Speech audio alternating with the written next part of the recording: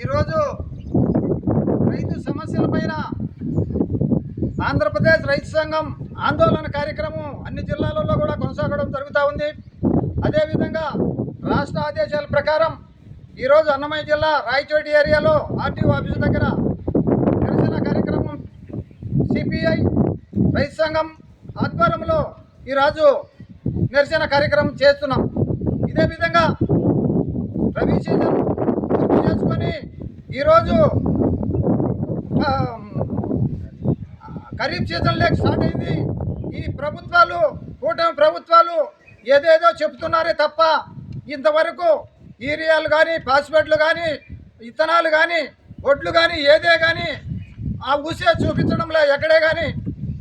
ఈ విధంగా రైతులు అన్ని రకాల ఇబ్బందులు పడి నిన్ననే మదనపల్లిలో ఒక రైతు సకాలంగా పెట్టిన పంట చేతికి రాక అప్పులు చేసి ఆత్మహత్య చేసుకున్న పరిస్థితులు ఉన్నాయి.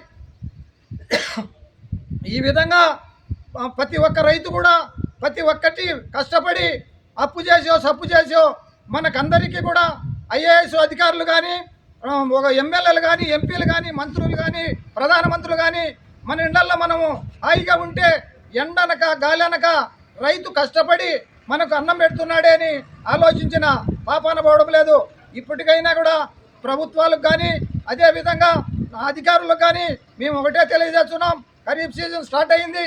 నకిలీ విత్తనాలు కానీ, నకిలీ మందులు కానీ, ఈ ఫర్టిలైజర్లు తెచ్చి ఏదన్నా జరిగితే మేము సిపిఐ రైతు సంఘంగా డిమాండ్ చేస్తూ ఏం చెప్తున్నామంటే, రైతు ఎక్కడ నష్టపోయినాడో వాళ్ళను పరిశీలన చేసి రైతుకు న్యాయం చేసేంత వరకు ఈ పోరాటాలు ఆగమని ఈ సభాముఖంగా తెలియజేస్తున్నాం.